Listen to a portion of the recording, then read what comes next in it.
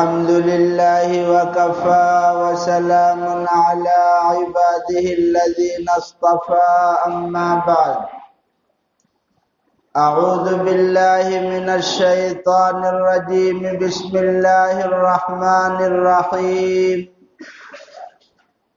وإذا أخذ الله ميثاق النبيين لما آتيتكم من كتاب وحكمة ثم جاءكم رسول مصدقا لما معكم لتؤمنن به ولتنصرنه قال أأقررتم وأخذتم على ذلكم إصري قالوا أقررنا قال فاشهدوا وأنا معكم من الشاهدين صدق الله العظيم۔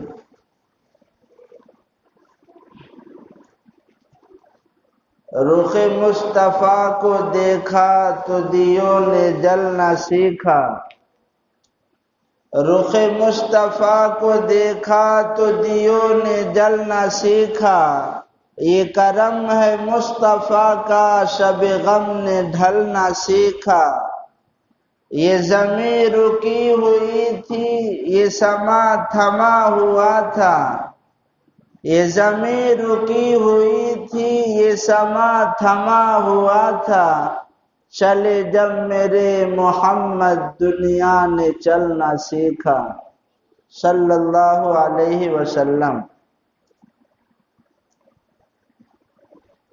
میرے محترم بزرگوں اور دوستوں،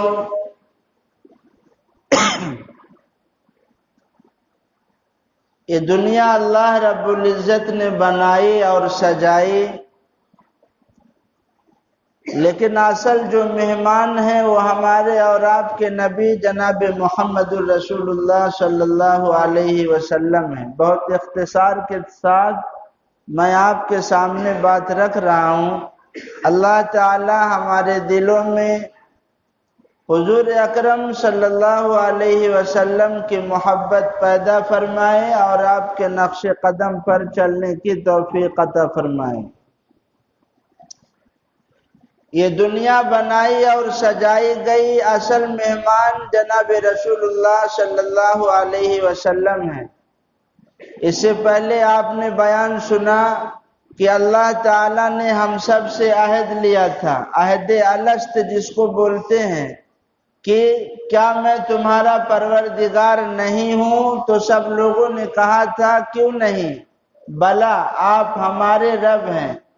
اللہ تعالیٰ نے چیونٹیوں کی شکل میں قیامت تک جتنے انسان آنے والے ہیں سب کو پیدا فرما کر اللہ نے عہد اور اقرار لیا تھا، اور ہم نے مانا تھا، وعدہ کیا تھا کہ ہم آپ کی بات کو مانیں گے، آپ کو رب تسلیم کریں گے، آپ کی عبادت کریں گے۔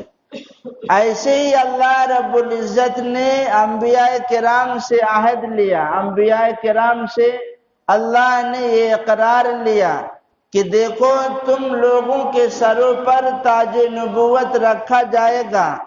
کم و بیش 1,24,000 انبیاء کرام تشریف لائے، ان تمام کے سروں پر تاج نبوت رکھنے کا اللہ نے وعدہ فرمایا کہ تم تمام لوگوں کو نبی بنایا جائے گا، لیکن جس کے صدقے میں تاج نبوت تمہارے سروں پر رکھا جائے گا اور جس کی وجہ سے یہ دنیا سجائی جائے گی، اس آخری پیغمبر کا نام جناب محمد الرسول اللہ صلی اللہ علیہ وسلم ہوگا۔ لہذا تم لوگ جب دنیا میں جاؤ گے تو اپنی امت کو بتانا، اگر تمہارے دور میں وہ نبی آ گئے تو پھر ان کی بات کو ماننا اور ان پر ایمان لانا تمہارے لیے ضروری ہوگا۔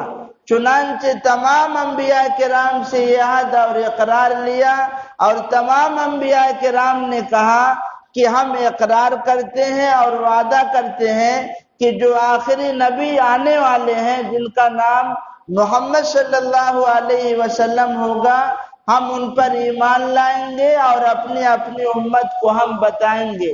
چنانچہ آپ دیکھیں گے شعیب علیہ السلام مدین میں تشریف لائے، موسیٰ علیہ السلام مصر میں تشریف لائے، نوح علیہ السلام کنعان میں تشریف لائے، ابراہیم علیہ السلام عرب کی سرزمین پر اور عرب کی دھرتی پر تشریف لائے، سارے لوگوں نے اپنے اپنی امتیوں کو بتایا، یہاں تک کہ سب سے آخری نبی یعنی آپ صلی اللہ علیہ وسلم سے پہلے جو نبی تشریف لائے جن کا نام ہے عیسیٰ علیہ السلام، عیسیٰ علیہ السلام جب تشریف لائے تو آپ نے خوشخبری سنائی اور یہ بشارت دی لوگوں کو، یاتی من بعد اسمہ احمد، کہ دیکھو میرے بعد ایک پیغمبر آئیں گے، ایک رسول آئیں گے جن کا نام ہوگا احمد، تم ان پر ایمان لانا۔ عیسیٰ علیہ السلام یہ خوشخبری دے کر چلے گئے۔ آپ کو معلوم ہوگا کہ نبوت دو طریقے سے چلی ہے، ایک طرح بنو اسرائیل میں اور ایک طرح بنو اسماعیل میں۔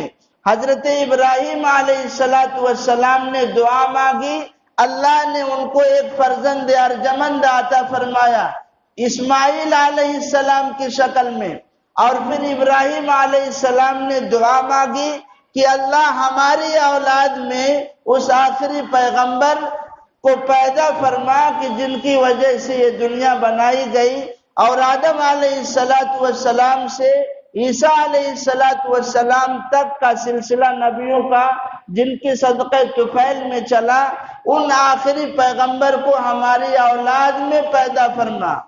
اب ذرا دیکھیے، توجہ سے سنیے، ابراہیم علیہ السلام نے دعا مانگی اسماعیل علیہ السلام کے متعلق، اللہ تعالیٰ نے قبول کر لی اور اسماعیل علیہ السلام کی شکل میں صالح اور نیک لڑکا عطا کیا۔ ابراہیم علیہ السلام نے دعا مانگی تھی آخری نبی کے بارے میں کہ ان کو ہماری اولاد میں پیدا فرما، اللہ تعالیٰ نے فوراً نہیں دیا، آقا صلی اللہ علیہ وسلم کو فوراً نہیں بھیجا، 4000 سال کے بعد اسماعیل علیہ السلام کی نسل میں آقا صلی اللہ علیہ وسلم کو پیدا کیا۔ کیوں؟ اسماعیل علیہ السلام کے متعلق اللہ تعالیٰ نے دعا سن لی، لیکن ابراہیم علیہ السلام نے جو دعا مانگی کہ آپ صلی اللہ علیہ وسلم کو ہماری اولاد میں پیدا فرما، تو وہ دعا 4000 سال کے بعد قبول ہو رہی ہے۔ ایسا کیوں ہے؟ ایک سوال ہے۔ ظاہر سی بات ہے، آدم علیہ السلام تشریف لائے، یہ دنیا کا بچپن تھا، یہ دنیا کی ابتدا تھی، آنا کس کو تھا؟ آپ صلی اللہ علیہ وسلم کو۔ تو آپ صلی اللہ علیہ وسلم کے آنے سے پہلے اسٹیج کو سجانا تھا، دنیا کے اندر ماحول بنانا تھا۔ جیسے آپ دیکھیں گے جب کوئی جلسہ ہوتا ہے تو جلسے میں کوئی بڑا مقرر ہوتا ہے، دارالعلوم دیوبند سے آنے والا ہوتا ہے، اصل خطاب ان کا ہوتا ہے، لیکن مجمع جمانے کے لیے اور اسٹیج پہ مضبوطی قائم کرنے کے لیے چھوٹے چھوٹے مقررین پہلے خطاب کرتے ہیں۔ تو اصل آنا تھا کن کو؟ جناب محمد الرسول اللہ صلی اللہ علیہ وسلم کو، لیکن سجانے کے لیے، اسٹیج کو سجانے کے لیے اور دنیا کے اندر ماحول پیدا کرنے کے لیے اللہ تعالیٰ نے پہلے آدم علیہ السلام سے عیسیٰ علیہ السلام تک کے سلسلے کو چلایا ہے۔ اصل کن کو آنا ہے؟ جناب محمد الرسول اللہ صلی اللہ علیہ وسلم کو۔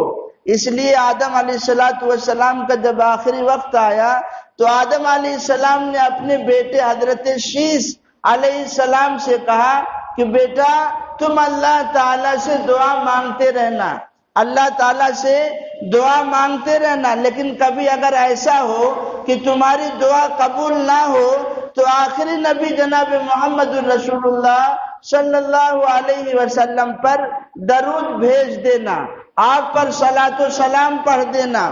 حضرت شیس علیہ السلام نے کہا یہ محمد کون ہے؟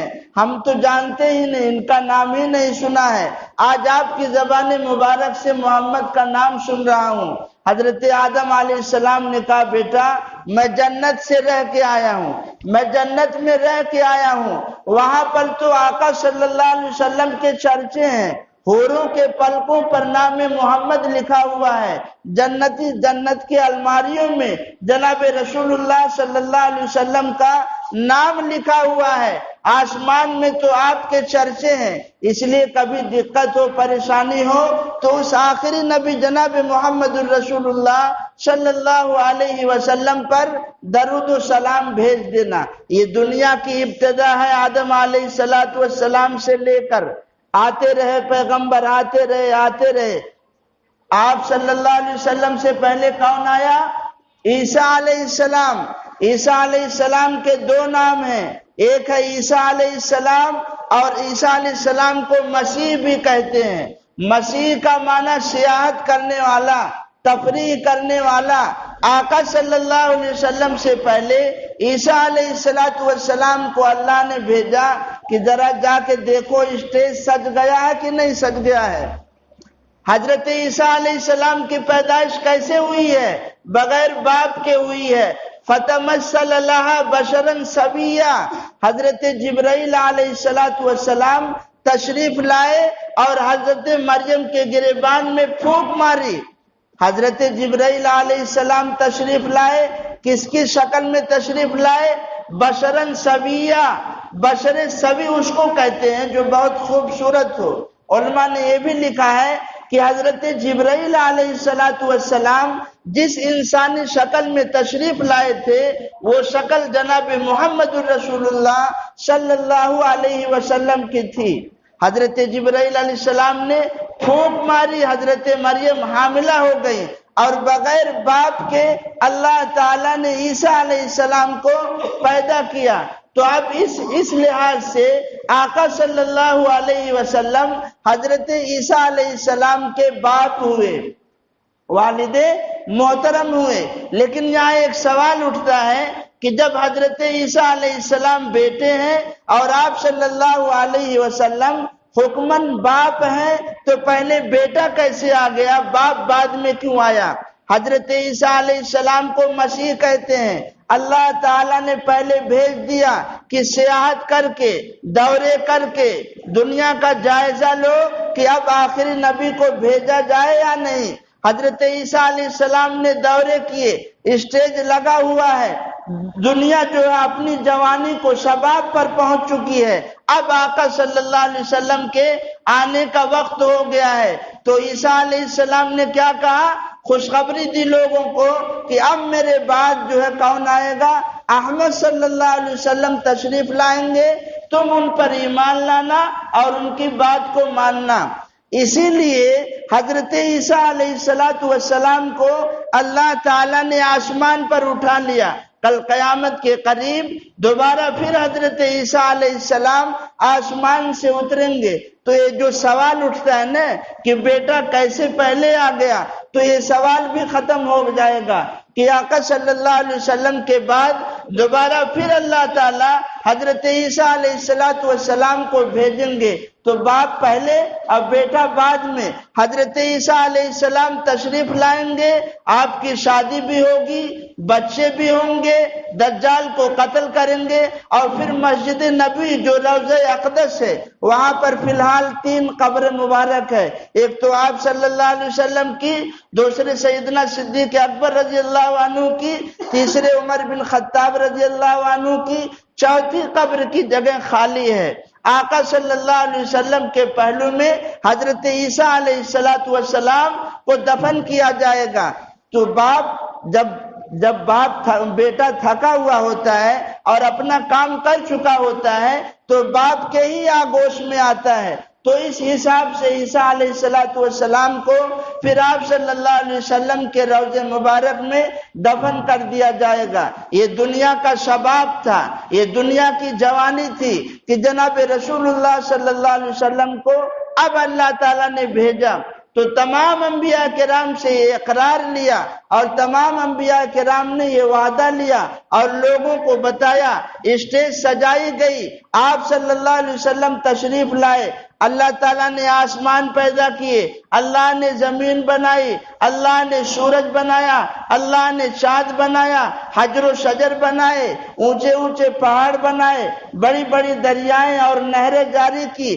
ان لوگوں پر عجیب عجیب قسم کے انعامات اور رزق کی بارشیں کی، لیکن اللہ نے احسان نہیں جتلایا کہ ہم نے تم کو اتنے پھل دیے، ہم نے تمہارے لیے پہاڑ بنائے، ہم نے تمہارے لیے جانور بنائے۔ لیکن جب آقا صلی اللہ علیہ وسلم کو بھیجنے کا وقت آیا تو اللہ نے کہا لَقَدْ مَنَّ اللَّهُ عَلَى الْمُؤْمِنِينَ اذ بعث فیہم رسولا منہم، اللہ نے احسان کیا ہے تم پر، اللہ نے تمام لوگوں پر احسان کیا کہ اللہ تعالیٰ نے آخری نبی جناب محمد الرسول اللہ صلی اللہ علیہ وسلم کو پیدا فرمایا۔ یہ اللہ کے خزانے میں ایک موتی تھا جو اللہ تعالیٰ نے دے دیا کہ جن کی برکت سے اللہ تبارک و تعالیٰ نے جن کے فیض سے یہ دنیا بنائی، جن کے صدقے میں سورج اور چاند کا نظام چل رہا ہے، اور جن کے صدقے میں شام کے اندر اور دنیا کے اندر برکتیں جو ہے پھوٹ اور پھیل رہی ہیں۔ بہرحال اللہ تعالیٰ نے آپ صلی اللہ علیہ وسلم کو پیدا فرمایا کون سے مہینے میں؟ ربیع الاول کے مہینے میں۔ یہ محرم، یہ سفر، یہ ربیع الاول۔ لیکن سوال اٹھتا ہے رمضان المبارک کا مہینہ بہت بابرکت مہینہ ہے، رمضان المبارک میں ایک رات ہے لیلۃ القدر کی رات، وہ رات بڑی افضل ہے، خیر من الف شہر، 1000 مہینوں سے وہ رات بہتر ہے۔ محرم کا مہینہ اشہر حرم میں آتا ہے، ذوالقعدہ ذوالحجہ کا مہینہ، رجب کا مہینہ اشہر حرم میں آتا ہے، یہ بابرکت مہینے ہیں۔ لیکن اللہ نے رمضان میں آقا صلی اللہ علیہ وسلم کو پیدا نہیں کیا، لیلۃ القدر کی رات کو پیدا نہیں کیا، محرم میں اللہ نے پیدا نہیں کیا، ذوالقعدہ ذوالحجہ رجب میں اللہ نے پیدا نہیں کیا۔ جس مہینے کو اللہ نے چنا وہ مہینہ ربیع الاول ہے۔ کہیں اگر اللہ رمضان میں آقا صلی اللہ علیہ وسلم کو پیدا کر دیتے تو شاید کہ دنیا والے کہتے کہ رمضان کی برکت سے آقا کو یہ اونچا مقام ملا ہے، محرم کی وجہ سے آقا کو یہ اونچا مقام ملا ہے۔ تو دنیا والوں سنو، نبی فضیلت لینے نہیں آیا ہے، نبی فضیلت دینے آیا ہے، نبی مقام اپنا بنانے نہیں آیا، نبی اپنا مقام دینے آیا ہے۔ لوگوں کو پتہ چل جائے کہ آقا کی برکت سے اور آپ کے فیض سے اور آپ کے آنے سے یہ مہینہ محترم ہو گیا، یہ مہینہ پہلے محترم نہیں تھا، یہ مہینہ محترم ہو گیا، باعزت ہو گیا۔ ربیع الاول میں اللہ تعالیٰ نے آپ کو پیدا کیا۔ عیسیٰ علیہ السلام کی پیدائش سے آپ کے آنے سے 571 سال بعد جناب رسول اللہ صلی اللہ علیہ وسلم کی ولادت ہوئی۔ سال کون سا ہے؟ عام الفیل، جس سال ابرہہ نے کعبہ پر حملہ کیا تھا، اسی سال اس واقعے کے 50 یا 55 اور بعض روایت میں 40 دن کے بعد آقا صلی اللہ علیہ وسلم پیدا ہوئے۔ مہینہ کون سا ہے؟ ربیع الاول۔ ربیع الاول یہ موسم بہار ہے، اس میں جو ہے موسم بہت اعتدال میں رہتا ہے، جو لکڑیاں سوکھی رہتی ہیں اور درخت سوکھے رہتے ہیں، موسم بہار میں ان پہ بھی ہریالی آ جاتی ہے۔ اشارہ اس طرف تھا کہ جہالت اور تاریکی میں دنیا غرق تھی، ظلمت ہی ظلمت ہر طرف پھیلی ہوئی تھی۔ آقا صلی اللہ علیہ وسلم اب آ گئے ہیں، اب دنیا میں نور ہی نور پھیلے گا، اب دنیا میں اجالا ہی اجالا پھیلے گا۔ آپ صلی اللہ علیہ وسلم کی آمد سے اس دنیا کے اندر رونق پھیلے گی اور یہ دنیا سجے گی، پھلے گی، پھولے گی۔ چنانچہ اللہ تعالیٰ نے آپ کو ربیع الاول میں، ربیع الاول کے مہینے میں پیدا کیا۔ تاریخ کون سی ہے؟ یہ اہم مسئلہ ہے۔